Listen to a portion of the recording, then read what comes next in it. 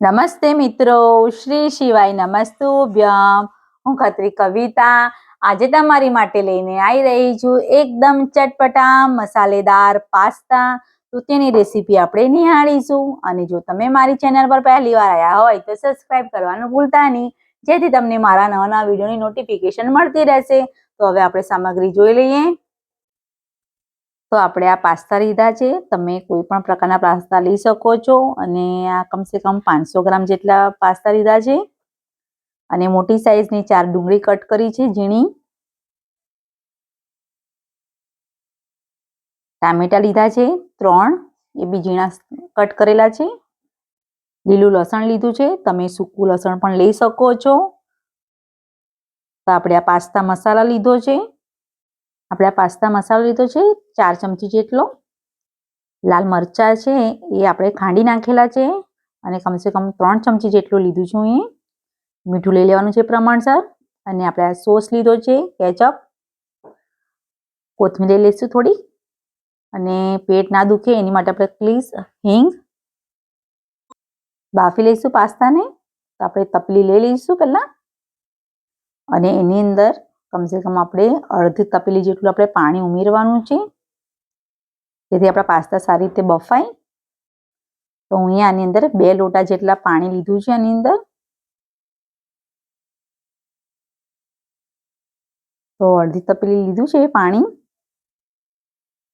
તો પાણી આપણે સારી રીતે ઉકળવા દઈશું અને એના અંદર થોડું મીઠું ઉમેરી લેવાનું છે. અને આપણે સારી રીતે પાણી એકદમ ઉકળી ગયું છે, એકદમ સારી રીતે તમે જોઈ શકો છો. મીઠું પણ એકદમ સરસ રીતે એકદમ ઉપર આવી ગયું છે. તો પાસ્તા આપણે અંદર બધા ઉમેરી લેવાના છે.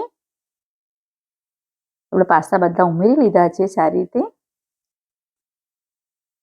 અને પાસ્તા ના ચોટે એની માટે આપણે થોડુંક અંદર તેલ ઉમેરી લઈશું, જેથી આપણા પાસ્તા એકદમ સરસ રીતે છૂટા થાય અને એકબીજાને ચોટે નહીં.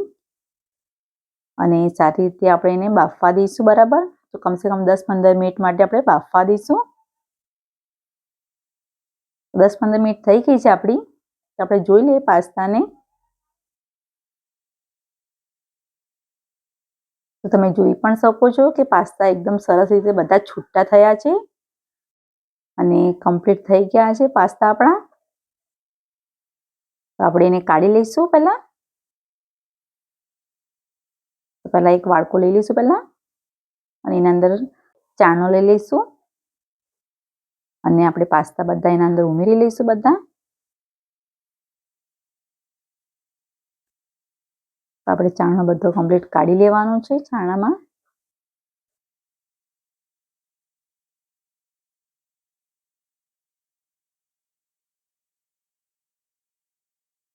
તો આપણે બધું કમ્પ્લીટ કાઢી લીધું છે.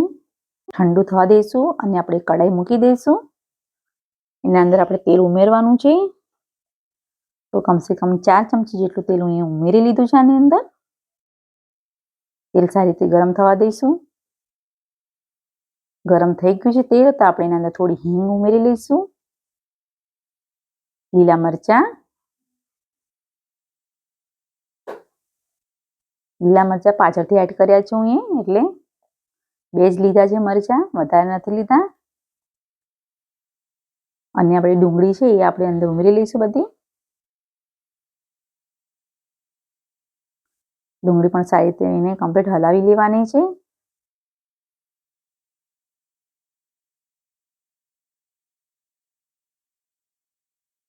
કમ્પ્લીટ આપણે હલાવતા રહીશું. આપણે એકદમ સિમ્પલ રીતે પાસ્તા બનાવવાના છે, જેથી આપણે જે ઘરમાં આપણે સામગ્રી બધી હોય એ હિસાબે જ આપણે બધું બનાવવાના છે. બહારની કોઈ વધારે વસ્તુ લાવવાની જરૂર નથી. આપણે થોડુંક મીઠું અંદર ઉમેરી લઈશું.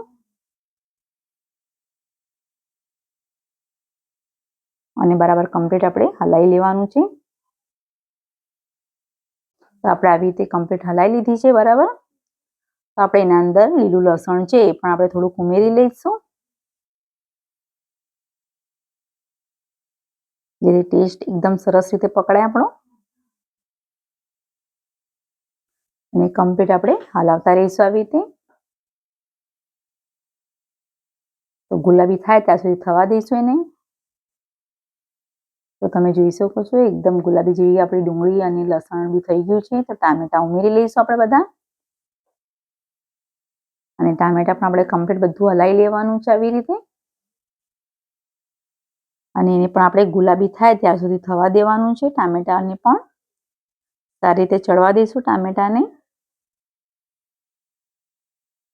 તો તમે જોઈ શકો છો આપણા ટામેટા થવા આવ્યા છે. તો હજુ થોડાક થવા દઈશું આપણે ટામેટાને. આવી રીતે કમ્પ્લીટ થવા દેવાના છે આપણે ટામેટાને. તો એના અંદર આપણે હવે લાલ મરચું છે ખાંડેલું એ આપણે અંદર ઉમેરી લઈશું. અને બરાબર આપણે કમ્પ્લીટ પહેલા હલાવી લઈશું એને. બરાબર આપણે મિક્સ કરવાનું છે સારી રીતે. અને આપણે આ પાસ્તા મસાલા છે એ પણ બધું ઉમેરી લઈશું અંદર. એ પણ હલાવી લઈશું પહેલા. તો બરાબર આપણે કમ્પ્લીટ એને હલાવવાનું છે આવી રીતે. અને આપણે સોસ છે એ આપણે અંદર ઉમેરી લઈશું. આપણે ટામેટો કેચઅપ છે એ આપણે બધું ઉમેરી લેવાનું છે અંદર બરાબર. અને કમ્પ્લીટ આપણે હલાવી લઈશું આવી રીતે. એકદમ ટેસ્ટી અને ચટાકેદાર પાસ્તા આપણા રેડી થવા આવી ગયા છે. તો બધા પાસ્તા આપણે ઉમેરવાના છે હવે ખાલી. આપણો મસાલો એકદમ કમ્પ્લીટ અને રેડી થઈ ગયો છે. તો આપણે પાસ્તા બધા ઉમેરી લઈશું.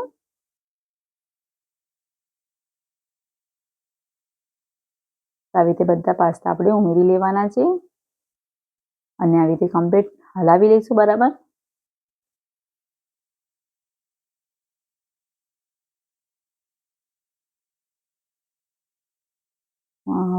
સરસ રીતે થઈ ગયા છે પાસ્તા આપણા. તો આપણે આવી રીતે ઉપર નીચે કરતા હલાવી લઈશું બરાબર.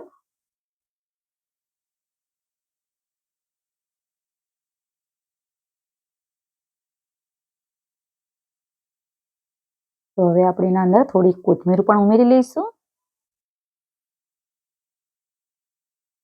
અને કમ્પ્લીટ આપણે એને હલાવી લેવાનું છે. તો હવે આપણે એને નીચે ઉતારવાનું છે. હવે આપણા રેડી થઈ ગયા છે પાસ્તા. તો હવે આપણે એને કાઢી લઈશું. તો આપણે આ ચટાકેદાર મસાલેદાર પાસ્તા રેડી થઈ ગયા છે. જો તમને મારો વિડીયો પસંદ આવ્યો હોય તો લાઈક કરજો, શેર કરજો અને સબસ્ક્રાઇબ કરવાનું ભૂલતા નહીં. Thank you.